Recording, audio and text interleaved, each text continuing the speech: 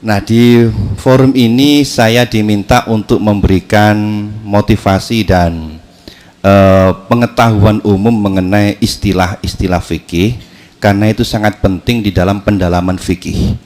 Saya hanya menyampaikan sharing saja, jadi saya hanya pengalaman saya bagaimana mengenai suka duka dalam Basul Masail dan apa yang diperlukan dalam Basul Masail. Yang pertama yang jelas Basul Mas itu kan tafaqquh fiddin, khususnya pada waqiah atau juz'iyah yang waqiah hadithah. Maka yang pertama tentu kita harus mengetahui rambu-rambu atau istilah-istilah yang ada pada fan itu. Likulli kama qol likulli fannin lisan. Setiap fan itu pasti ada istilah.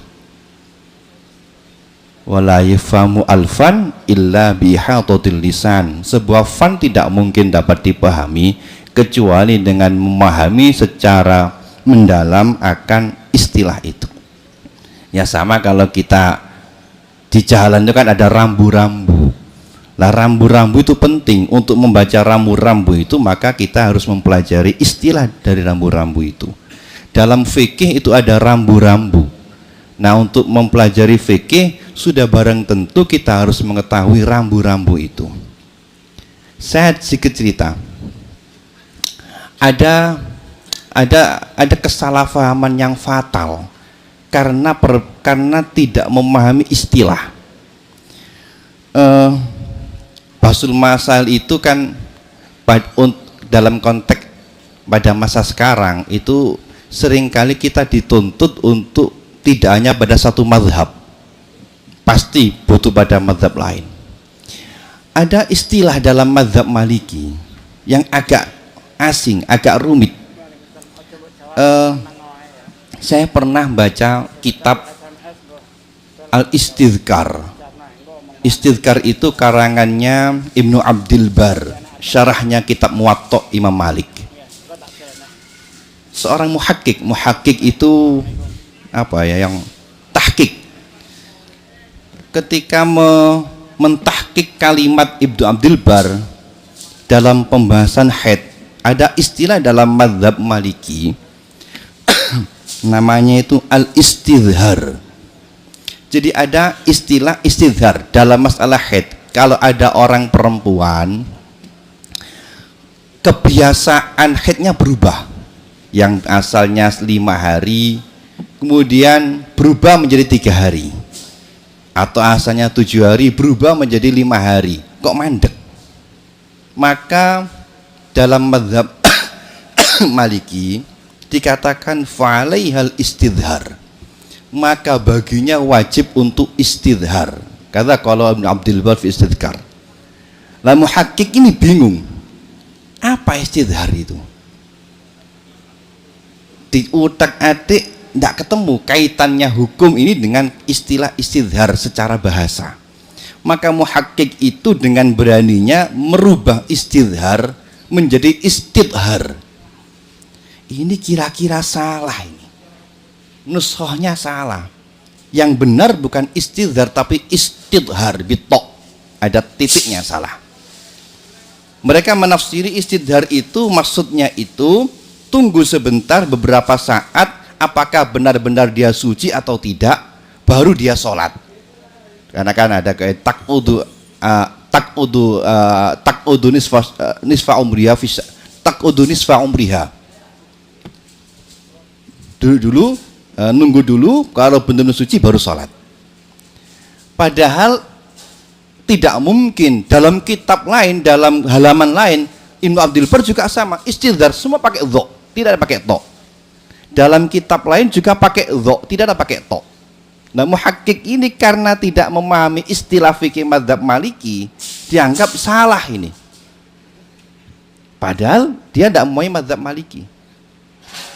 Mestinya istidhar itu betul, istidhar itu adalah istilah mazhab Maliki yang berasal dari kata zuhri, yakni kalau ada perempuan berhenti haid sebelum kebiasaannya, maka dia harus istidhar, yakni harus al-akhdhu bil ahwat dan istithaq. bimana istithaq. Kira-kira dia itu mantep ngambil yang hati-hati. Berapa? Masanya itu tidak boleh melampaui 3 hari. Itu istilah dalam mazhab Maliki. Ini gara-gara istilah maka beda. Ada lagi misalnya kalimat mustangkid. Nah ini karena tidak ngerti istilah maka menimbulkan pemahaman yang salah. Itu akibat mendalami fikih tidak mengetahui rambu-rambunya. Baik. Dalam mazhab Syafi'i, untuk memahami fikih mazhab Syafi'i, yang pertama kali kita harus tahu adalah salah satu kutubis Syafi'i dulu. Karena dalam istilah mazhab Syafi'i, dalam mazhab Syafi'i itu tidak semua pendapat yang tercantum di dalam kutubus Syafi'i itu bisa diamalkan. Baik, saya mulai. Yang pertama, harus mengetahui salah salatul kutub. Karena kitab-kitab keterangan yang ada pada kitab-kitab mazhab Syafi'i itu dibagi menjadi 2. Ada kitab yang qabla syaikhain, kitab yang ditulis oleh ulama sebelum Imam Nawawi dan Imam Rafi'i. Ada kitab yang ditulis setelah Imam Nawawi dan Imam Rafi'i. Kalau Imam Nawawi dan Imam Rafi'i mengatakan mutaqaddimin, itu maksudnya ashab sebelumnya, yaitu abad ke-6. Kalau mengatakan mutaakhirin, itu berarti abad ke-7 setelahnya. Maaf, abad ke-5. Abad ke-5 dan abad ke-6. Tahun 400-an. Tahun 500-an.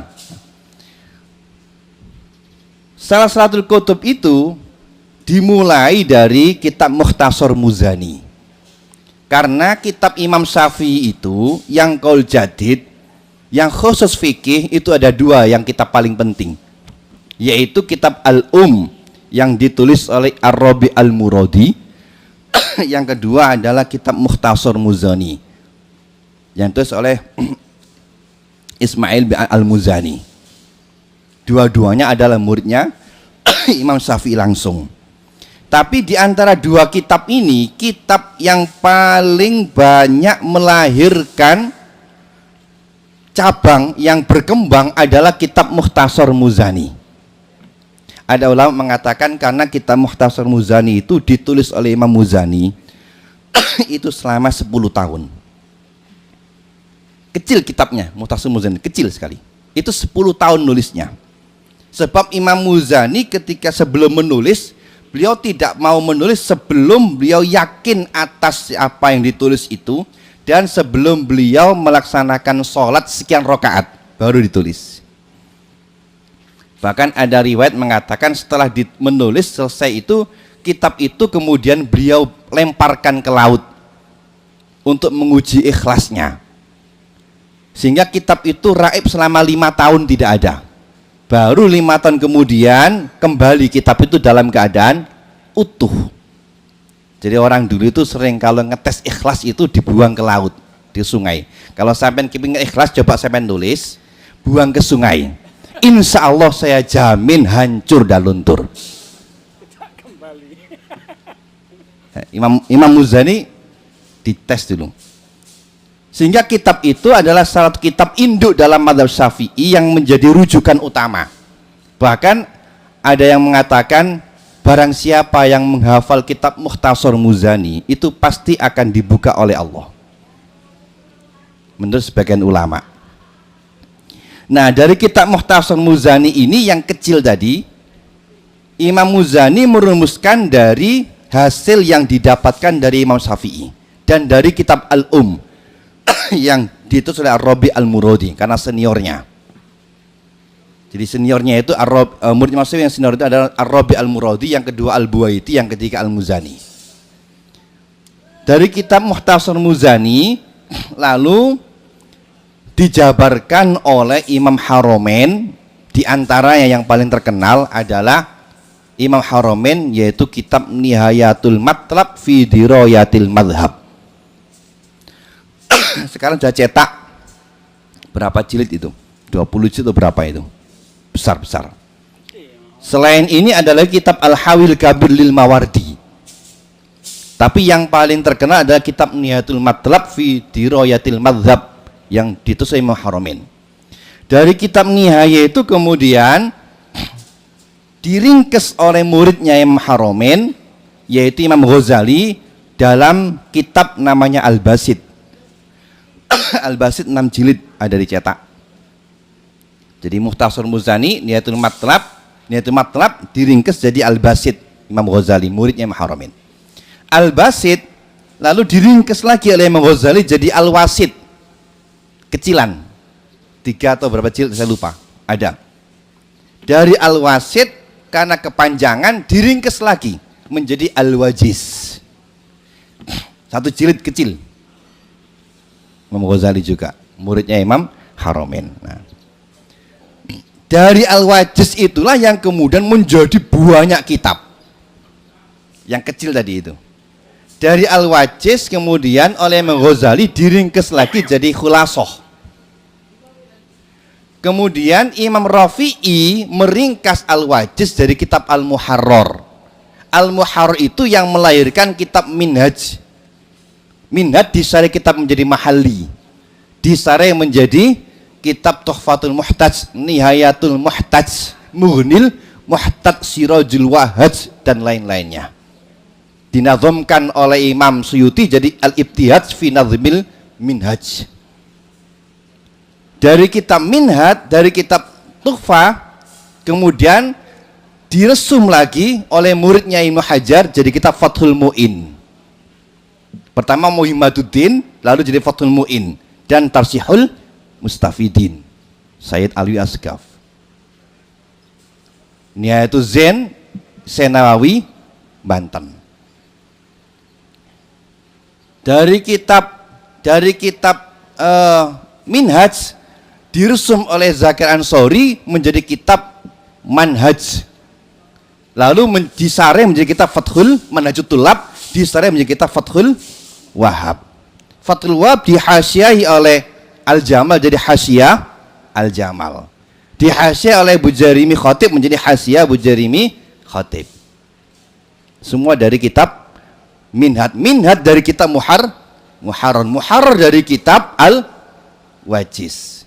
Jadi Imam Ghazali Al-Wajiz diresum oleh Imam Rafi namanya kitab Muharrar. Muharrar jadi kitab Minhaj. Makanya kalau Minhaj itu kalau dikatakan kultu itu berarti Tarjihun Nawawi yang menyalai Tarjihur Rafi dalam kitab Minhaj. Lalu Al-Wajiz juga diresum lagi oleh Imam Rafi'i menjadi Syarah Shaghir dan Syarhul Kabir yang disebut dengan kitab Al-Aziz. Syarhul Kabir Al-Aziz diresum lagi oleh Imam Nawawi menjadi kitab Ar-Raudhah. Nah, ini yang Muharrarnya dari Minatul Nawawi menjadi diresum lagi Daqaiq dari Minatul Labnya Zakir Ansori, Tuhfatul Muhtad, Nihayatul Muhtad, Mughni Muhtad, dan lain-lainnya. Nah, nanti Fathul Mu'in itu dari Tuhfatul Muhtad, karena Fathul Mu'in itu 70% itu dari Tuhfatul Muhtad, yang 30% dari fatwa Ibnu Ziyad. Maka kalau belajar Fathul Mu'in itu wajib muraqabah kepada Tuhfatul Muhtad, karena yang ada di Fathul Mu'in itu 70% dijelaskan dalam Tuhfatul Muhtad karena muridnya kan, dan fatwa Ibnu Ziyad. Nah, dari Syarhul Kabir, jadi Syarhul Kabir meresum dari kitab Muharrar, Muharrar dari kitab Nihayatul, dari Al-Wajiz, Wajiz dari kitab Nihayatul, dari Wasit, Wasit dari Basit, Basit dari kitab Nihayatul Matlab, Nihayatul Matlab dari kitab Mukhtasar Muzani. Nah, Syarhul Kabir Al-Aziz ini dulu dicetak di sebelahnya, di bawahnya kitab Majmu'. Jadi Majmu' yang cetakan lama, yang di atas itu Majmu' yang Nawawi, yang bawah itu Al-Aziznya Imam Ar-Rafi'i. Al-Aziz itu kemudian diresum oleh Imam Nawawi menjadi kitab Raudhatut Thalibin, 8 jilid itu. Nah, Raudhatut Thalibin itu kemudian diringkas oleh Imam Muzajjad dari kitab Al-Ubab. Al-Ubab diringkas oleh Ibnu Hajar jadi kitab Al-I'ab. Kemudian Ibnu Mukri meringkas kitab Raudhut Thalibin menjadi kitab Raudhut Thalib. Raudhut Thalib diringkas oleh Imam Zakaria Ansori menjadi kitab Asnal Mathalib. Kalau dalam istilah fikih kita sering menemukan dalam, misalnya kita baca kadza fi raudhah, kadza fi asli raudhah, atau kadza fi raudhah wa asliha, ka asliha. Itu maksudnya kalau kalimat kadza fi raudhah itu maknanya pendapat itu dinisbatkan kepada Imam Nawawi saja, tidak ada di kitab Al-Aziz, tapi tambahan Imam Nawawi dalam kitab Raudhah yang tidak disampaikan oleh Imam Rafi dalam kitab Al-Aziz. Tapi kalau disebutkan kadza fir raudhah wa asliha atau ka asliha, itu berarti maksudnya raf'u nisbatil hukmi li syaikhain. Hukum tadi itu dinisbatkan kepada duanya, ya Imam Rafi ya Imam An-Nawawi. Berarti ittifaq bainas syaikhain. Kalau ada ar-raudhah wa asliha atau ar-raudhah ka asliha. Nah, ar-raudhah menjadi Raudhut Thalib, aslu raud. Itu ada kan? Aslu raud. Raudhut Thalib itu diringkes lagi oleh Imam Zakaria Ansori, gurunya Ibnu Hajar Al-Haytami, menjadi kitab Asnal Mathalib. Kemudian Ibnu Hajar juga meringkes dari kitab An-Naim, tapi tidak cetakin, tidak ada Hurmat Bu yang Naim itu. Kemudian Sahul Kabir Al-Aziz juga diringkes oleh Imam Al-Quzwaini menjadi kitab Al-Hawi As-Shaghir. Hawi As-Shaghir dinazamkan oleh Imam Mawardi, Ibnu Wardi menjadi kitab Nazmul Bahja. Bahjanya Wardi 5.000 nazam. Nah, nazam Bahja kemudian disarai oleh Zakaria Ansori menjadi kitab Ghurarul Bahiyah, 8 jilid itu. Nah, dari situ lahirlah kemudian antaranya alirannya Ibnu Qasim yang melahirkan sarahnya Fathul Qorib, dan yang dihasil oleh Al-Bajuri menjadi kitab Al-Bajuri. Dari situ jalurnya. Baik. Hawi Shaghirnya Imam Ibnu Qazwaini yang meringkas pada Sahul Kabirnya Imam Rafi'i itu kemudian meringkas lagi menjadi kitab Al-Irsyad oleh Ibnu Mukri. Al-Irsyad kemudian disarai oleh Imam Ibnu Hajar dalam kitab Fathul Jawad 2 jilid. Nah, Fathul Jawad juga, Al-Irsyad juga disarai oleh Imam Ibnu Hajar dalam kitab Al-Imdad. Nanti dari sini ketahuan kaul-kaulnya nanti dari sini. Nah, dari salsalah ini secara ringkas tadi dapat kita pahami yang ingin saya sampaikan, bahwa kitab-kitab yang sebelumnya Ar-Rafi'i dan An-Nawawi menurut Ibnu Hajar Al-Haytami itu tidak dapat dijadikan i'timad di dalam mengambil dasar hukum.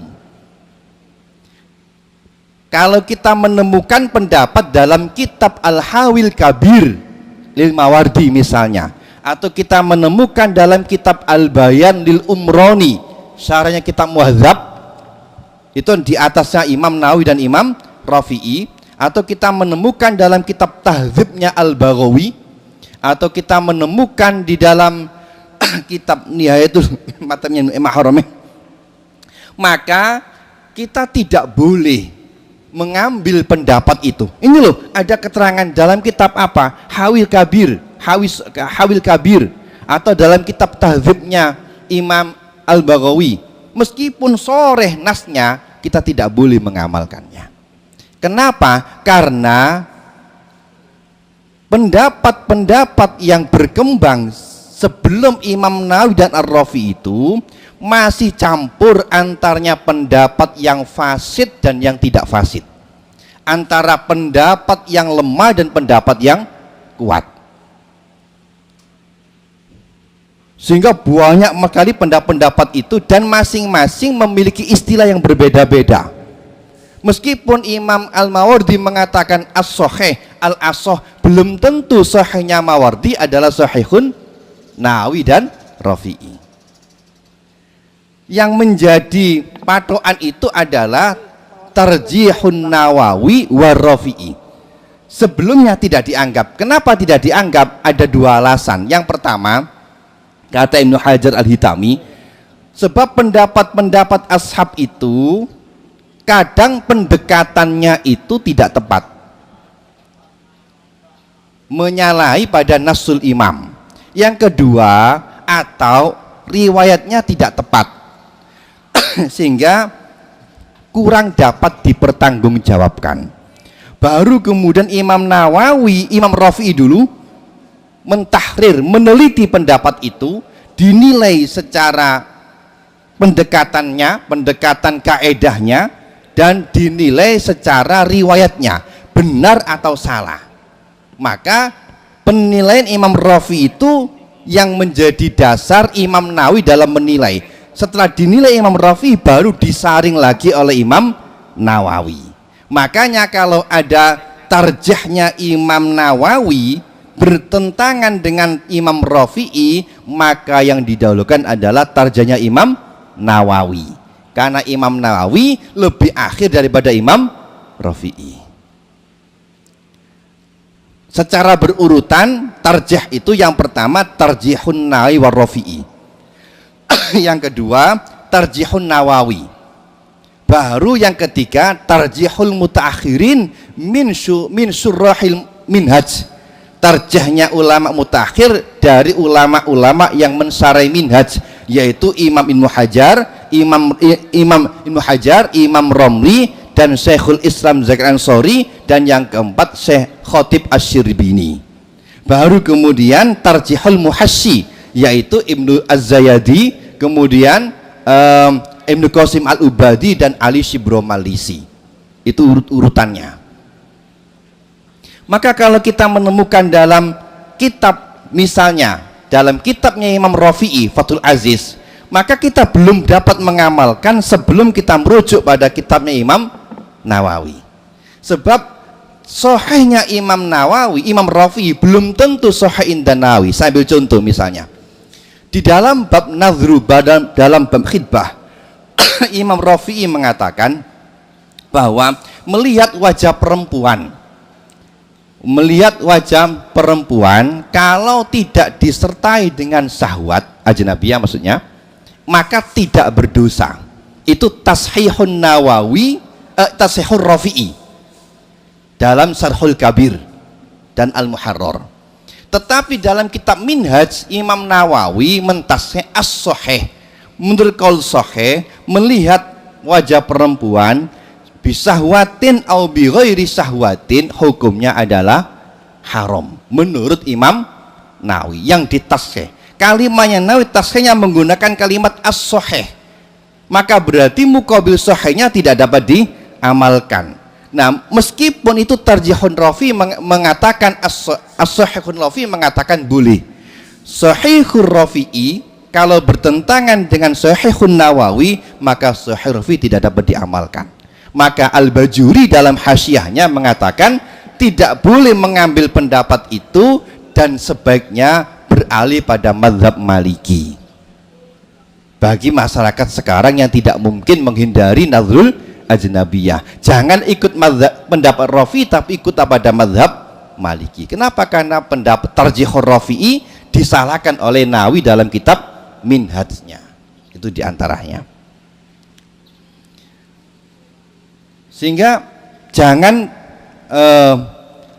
urutannya kalau kita mutolaah itu jangan ambil yang kitab yang sebelumnya Rafi'i dan Nawawi, dan sekarang banyak cetak sekarang itu, dan di situ memang banyak kaul-kaul yang macam-macam, ribuan kaul yang macam-macam. Misalnya ada kaul dalam Al-Hawil Kabir, itu ada pendapat begini, perempuan yang melahirkan, jadi ada perempuan zina, kemudian dia kawin dengan laki-laki,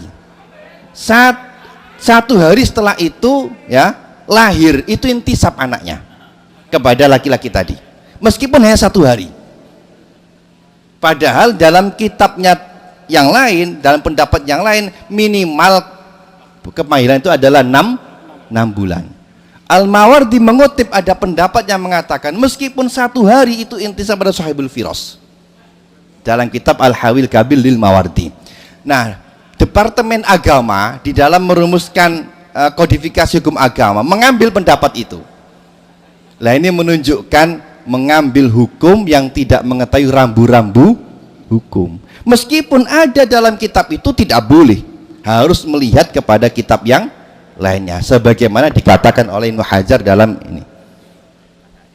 Qad ajmal muhakkikun annal kutub al-mutaqaddimah 'ala syaikhain la yu'taddu bi syai'in minha illa ba'da kamal bahthi wat tahrir hatta yaghliba 'ala dhann annahu rajihun fi madzhab Syafi'i.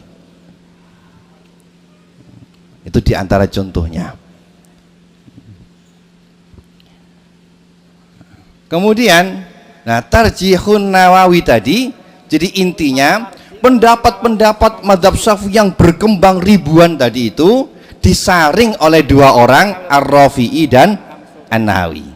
Nah, saringan yang paling akhir adalah An-Nawawi. Maka yang menjadi umdah, yang menjadi pokok, yang menjadi acuan di dalam menggunakan pendapat adalah tarjihun Nawawi.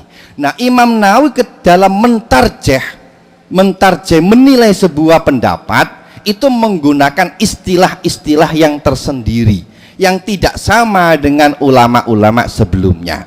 Maka kalau kita mendalami fikih, syarat utamanya adalah memahami istilah tarjihun Nawawi. Tidak mungkin, mustahil bagi seorang itu menjadi tafaqquh, ta'ammuk fil fikih as-Syafi'i tanpa memahami istilahu tarjihin Nawawi. Karena tarjihun Nawawi yang menentukan ini bisa diamalkan atau tidak bisa diamalkan. Nah, tarjihun Nawawi itu dalam syarat tarjihnya secara umum ada bagi 2. Ada tarjih fil aqwal, ada tarjih fil aujuh. Ada tarjih itu di dalam menilai pendapat-pendapat yang disampaikan oleh ulama sebelumnya, Al-Qafal misalnya, Asy-Syairazi misalnya, Al-Bandaniji misalnya, Al-Ustukhri, yang dinisbatkan kepada Imam Syafi'i langsung, namanya qaul. Ada lagi yang dinisbatkan kepada ashab, bukan Syafi'i tapi pada ashab ketika melakukan pengembangan masalah dengan tanzirul masalah yang disebut dengan wajah. Nah, untuk penilaian yang dikaitkan pada pendapat-pendapat yang dinisbatkan kepada Imam Syafi'i dari riwayat ashab, istilah yang digunakan An-Nawawi ada 4. 1, 2, 3, 4, 5. Yang pertama adalah Al-Azhar. Jadi kalau Al-Azhar itu maknanya pendapat ini pendapat yang paling kuat dari beberapa qaulnya Imam Syafi'i. Jadi fulan mengatakan Imam Syafi'i berkata begini, fulan mengatakan Imam Syafi'i berkata begini, mana yang paling tepat ini? Kalau yang paling tepat itu yang A, maka yang A dikatakan Al-Azhar. Muqabilnya Azhar bisa diamalkan, boleh diamalkan.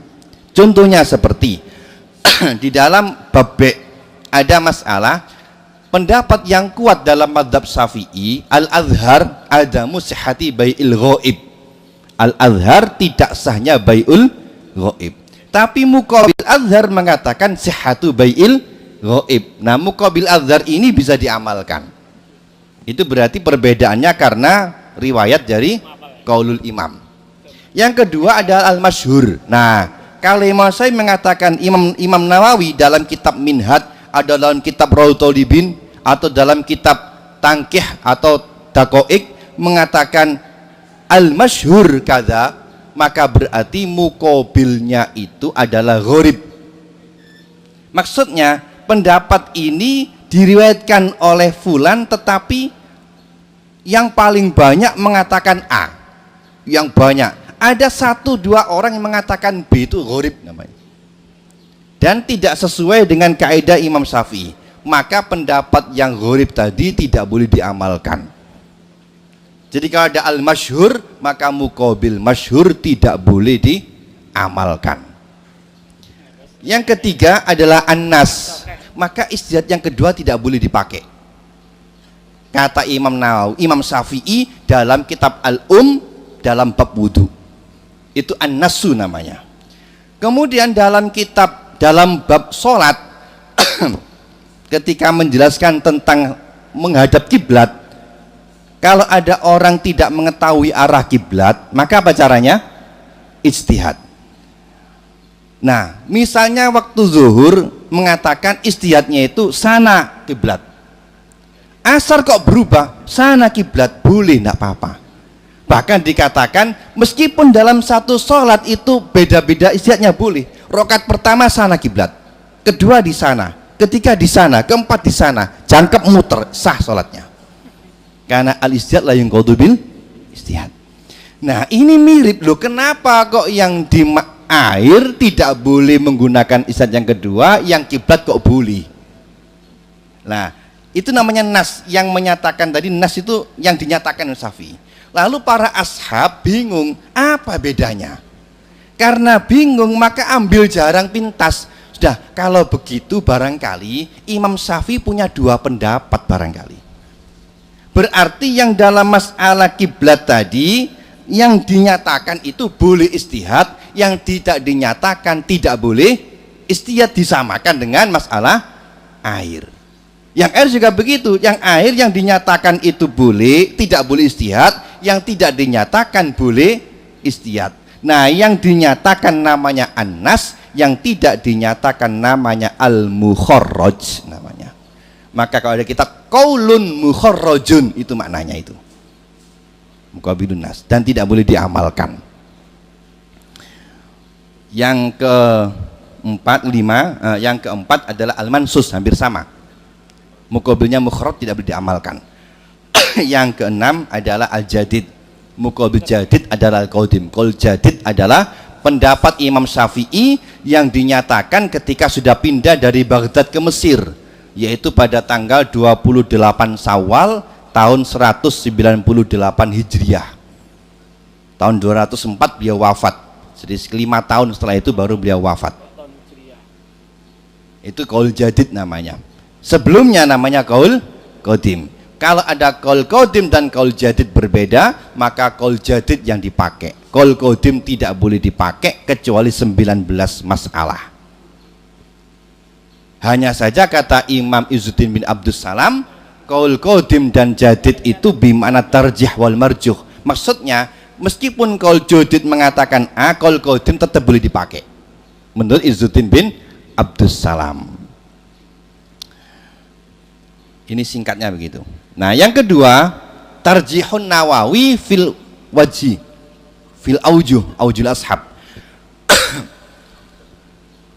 Apabila Imam Nawawi ingin mengunggulkan pendapat yang berkembang di kalangan ashab yang tidak berasal dari qaulul imam tapi dari pendapat ashab sendiri, maka ungkapan yang digunakan ada 3. Yang pertama as-sahih.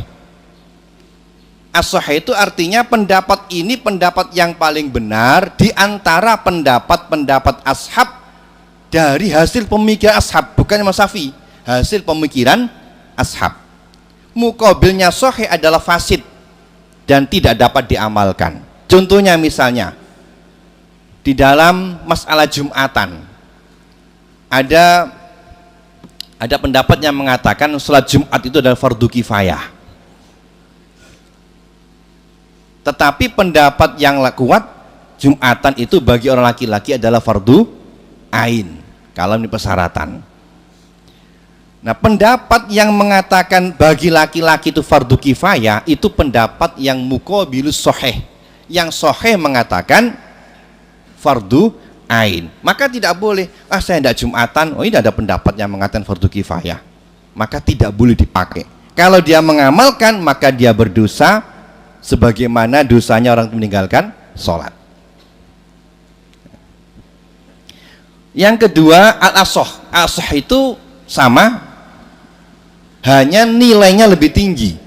Jadi kalau kiranya ya agak kuat perbedaannya, maka yang lebih kuat namanya asoh, yang agak lemah namanya doif dan boleh diamalkan. Ini yang banyak ini. Jadi kalau kita mengerti muqabil asoh, maka adalah doif dan boleh diamalkan. Yang ketiga adalah al-madhab. Nah, kalau ada kalimat al-madhab ini maksudnya mengisyaratkan perbedaan itu dari hikayatul madhab. Para ashab itu berbeda di dalam meriwayatkan pendapat itu. Ada yang menisbatkan kepada Imam Syafi'i, ada yang menisbatkan kepada ashab. Maka yang paling kuat yang mana oleh Imam Nawawi dinyatakan sebagai al-madhab.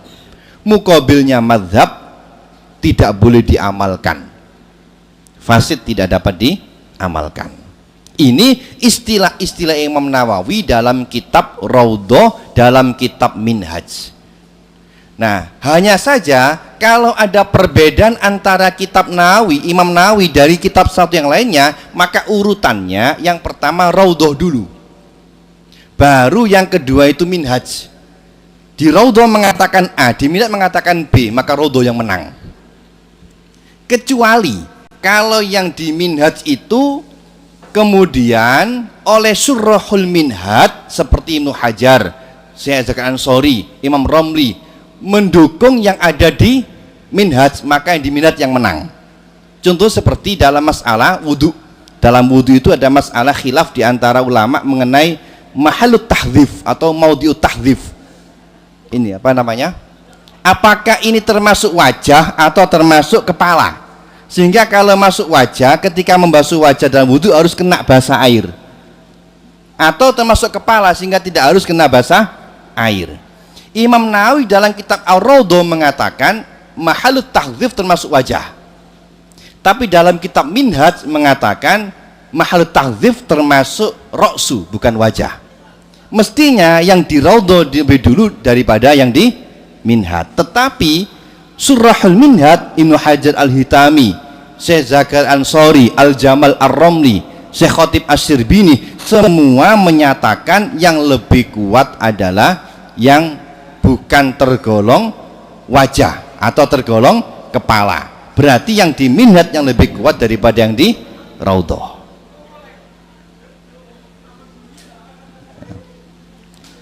Begitulah kira-kira. Kemudian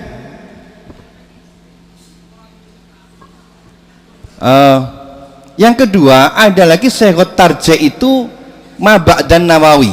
Tadi saya sampaikan Tarjih itu ada tarjih sebelum Imam Nawawi, ada tarjih setelah Imam Nawawi, ada tarjih setelahnya Imam Nawawi. Kalau tarjih sebelum Imam Nawawi tidak dianggap la yu'awwal alaih. Tarjih yang dianggap adalah tarjih yang ada pada, yaitu tarjihun Nawawi. Atau yang kedua tarjihu mutaakhirin, tarjihnya ulama setelahnya Imam Nawawi. Misalnya ulama-ulama yang mensyarahi kitab Imam Nawawi, kitab Minhaj misalnya seperti tarjih Ibnu Hajar, tarjihnya Imam Romli, tarjihnya Syekh Khatib Asy-Syirbini, tarjihnya Syekh Zakaria Al-Ansori. Mereka di dalam mentarjih menggunakan istilah yang berbeda dengan tarjihun Nawawi. Istilah yang mereka gunakan adalah ada tiga. Tetapi yang pasti tarjihul mutaakhirin ini tidak mungkin menyalahi tarjihun Nawawi yang muqabilus sahih, muqabilul masyhur, dan muqabilun nas. Tidak mungkin. Karena muqabilus sahih, muqabil masyhur, muqabil nas tidak boleh diamalkan. Tarjihul mutaakhirin ini bisa jadi mentarjih pendapat itu menyalahi tarjihun Nawawi, ada muqabil azhar dan muqabil asoh. Yang lainnya tidak mungkin. Nah, istilah tarjihnya adalah menggunakan kalimat al-mu'tamad. Kalau Ibnu Hajar mengatakan al-mu'tamad dalam kitab Tuhfatul Muhtaj. Kalau imam atau menggunakan untuk menyatakan tarjih dalam al-azhar muqabilul azhar. Kalau tarjih dalam muqabil asah menggunakan kalimat al-aujah. Ini istilahnya Ibnu Hajar Hitami. Yang ketiga ada lagi istilah yang berbeda, yaitu istilah yang dipakai oleh Imam Nawawi dan mutakhirin sama, yaitu ikhtiar. Seperti misalnya kalau kita menemukan al-mukhtar kaza, misalnya kita melihat pada bab jual beli ada al-mukhtar sihhatu bai'il mu'atoh, atau misalnya kita melihat dalam bab puasa al-mukhtar adamu karohatil istiyak ba'da zawal. Ada lagi al-mukhtar adamu karohati istimali ma'il musammas. Al-mukhtar itu maknanya ikhtiarul ashab, seorang ashab memilih pendapat itu menyalahi pendapat mayoritas. Maka ikhtiarul ashab al-mukhtar itu adalah pendapat yang doif. Jadi kalau ada al-mukhtar maka doif, muqabil mukhtar adalah pendapat yang kuat. Hanya saja kecuali dalam kitab Raudhah. Kalau An-Nawawi menyatakan al-mukhtar dalam kitab Raudhah itu maknanya adalah al-asah. Selain dalam satu masalah, yaitu masalah karahatu istimali ma'il musammas, Imam Nawawi dalam kitab Raudhah mengatakan al-mukhtar adamu karahati istimali ma'il musammas, itu doif. Kecuali itu, yang lainnya asah dalam kitab Raudhah. Tetapi kalau al-mukhtar dalam kitab Minhaj seperti dalam masalah bai' mu'atoh, maka itu maknanya doif. Seperti dalam masalah siwak itu maknanya doif. Karena mukhtar itu ada dua macam. Mukhtar itu ada kalanya mukhtar min haitsul qiyas, ada mukhtar min haitsul dalil. Jadi ulama ini memilih pendapat itu karena meskipun menyalahi pendapat mayoritas ashab, tetapi menilai ini lebih kuat dalilnya. Ada lagi yang mengatakan karena menilai lebih tepat dalilnya, ada lagi yang mengatakan atau ada lagi yang menilai lebih tepat kias pendekatannya. Saya ambil contoh misalnya di dalam bab karahatul istiyak ba'da zawal, Imam Nawawi mengatakan bagi orang yang puasa itu kalau ba'da zawal itu tidak dimakruhkan untuk siwakan. Pendapat Imam Nawawi ini menyalahi pendapat jumhur ashab. Kalau jumhur mengatakan makruh, maka ini mukhtar. Nah, kenapa kok Imam Nawawi memilih makruh, tidak makruh? Sebab dalil yang digunakan ashab itu kurang pas.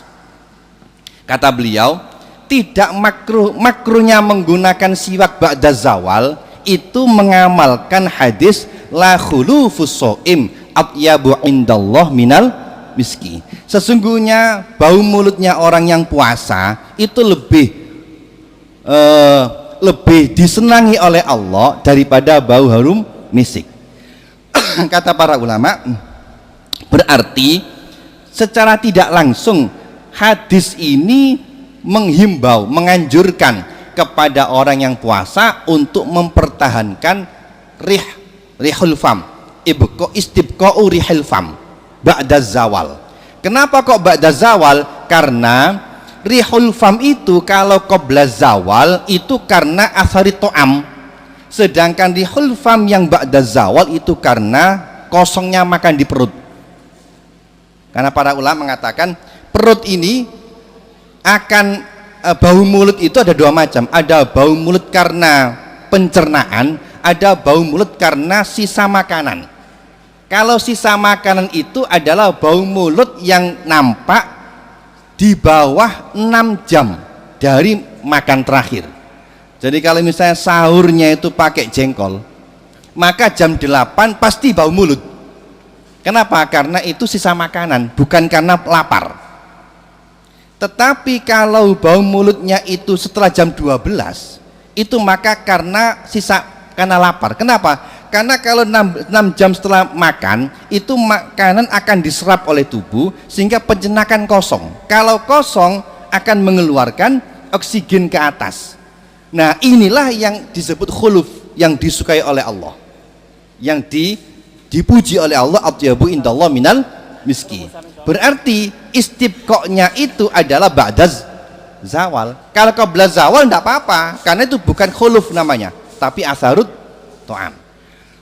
Nah, pendapat ini kata Imam Nawawi lemah, kurang pas. Kenapa? Karena hadis itu, kalau hadis la khulufus shaim itu dipakai untuk sunnatnya istibqa', itu menyalahi keumuman dalil atas anjuran siwak. Sebab hadis istibqa' tadi itu, khuluf tadi itu melahirkan sunnatul istibqa' itu dengan cara bitoriqil lazim, bukan dengan mantuk.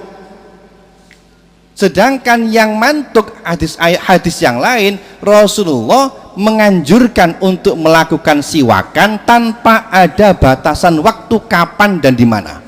Bahkan Rasul sangat mengajukan sehingga mengatakan laula an asyqa ala ummati la amartuhum bisiwak inda kulli sholatin.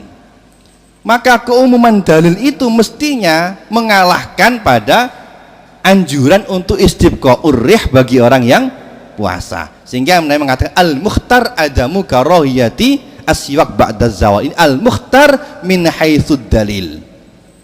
Ada yang kedua al-mukhtar min haitsul qiyas. Seperti dalam bab jual beli, Imam Nawawi dan Imam Ghazali dan yang lainnya lebih memilih sihhatu bai'il mu'atoh. Alasannya kenapa? Karena ulama yang mengatakan harus ada seghot itu mengamalkan ayat innamal bai'u antarodin. Hadis antarodin. Antarodin itu adalah menurut para ulama, ridho itu adalah amrun, pendekatan begini, ridho itu adalah amrun yang khofi. Di dalam usul fikih mengaitkan hukum dengan amrun yang khofi yang tidak mundobit itu tidak boleh. Misalnya seperti dalam masyaqqah, itu bolehnya orang Jawa kan masyaqqah itu khofi ghairu mundobit, maka tidak boleh, maka dikaitkan dengan madzinnatul masyaqqah yaitu safar. Nah karenanya tidak mungkin maka hukum tarodin itu harus dicantolkan kepada madzinnatur ridho. Apa madzinnatur ridho? Ridho itu dapat diketahui dengan apa? Ungkapan seghot. Maka seghot itulah yang menentukan ridho tadi. Sehingga innamal bi'an tarodin melahirkan hukum wajib atau salah satu rukun dalam jual beli adalah seghot. Tetapi Al-Ghazali dan An-Nawawi dan lain-lainnya mengatakan bahwa betul amrun yang khofi itu tidak boleh dijadikan sebagai manatul hukmi dalam mengambil ketentuan hukum dan harus mundobit. Tetapi madzinnatur ridho itu kan tidak harus seghot, kan bisa dan korena-korena yang lainnya. Misalnya amrun yang mustahqorot itu kan bisa menjadi korenatur ridho. Mosok tuh kerupuk sih kudu seghot, kan pasti orang itu ridho asasi kerupuk ai. Maka meskipun tidak pakai seghot, yang penting ada korena yang menunjukkan bahwa itu ada ridho, cukup sudah. Ini namanya al-mukhtar min haitsul qiyas atau mudrok. Kita kira-kira singkatnya pengertian itu. Yang ketiga, yang terakhir adalah di dalam menentukan hukum kita tidak boleh berpijak pada maslahah menurut kita. Gini maksud saya, baru-baru ini LKKN PBNU itu menfatwakan boleh lokalisasi karena pertimbangannya adalah maslahat. Jadi apa namanya, ta'arudul maslahat, akhafu bidorer, akhafu dororen. Pertimbangannya karena kalau dibiarkan ini penyakit AIDS menjadi menyebar, kemudian perzinaan menjadi menyebar, sehingga lebih maslahat lokalisasi. Itu diputuskan oleh LKKNU PBNU. Yang seperti tidak boleh membuat pertimbangan hukum pada dasar maslahat semata-mata maslahat yang didasarkan pada penilaian tanpa ada dalil itu tidak boleh. Sebagaimana dikatakan di dalam kitab Al-Fawaidul Makiyah, menukil dari pendapat Imam Nawawi bahwa bagi seorang mukallid tidak boleh menilai menentukan ini yang maslahat, ini yang mafsadah tanpa disertai dengan dalil merujuk kepada pendapatnya ulama dalam kitab-kitab mu'tabarah. Maka jangan pernah menentukan hukum berdasarkan maslahat al-mujarrad tanpa didasarkan pada dasar hukum yang dinyatakan oleh para ulama. Yang terakhir, kalau kita menentukan hukum, menemukan hukum dari kitab yang berbeda mazhab, misalnya dari kitab Majmu', kadang-kadang kita sering menemukan hukum mazhab lain yang dikutip oleh ulama dalam mazhab yang berbeda. Dalam kitab Majmu' itu kan banyak menukil indal Hanafi, indal ini, indal fulan, atau dalam kitab fikih Muqorin seperti kitab Al-Madzhabul Arba'ah, apalagi dalam kitab Mausu'ah Fiqhiyah.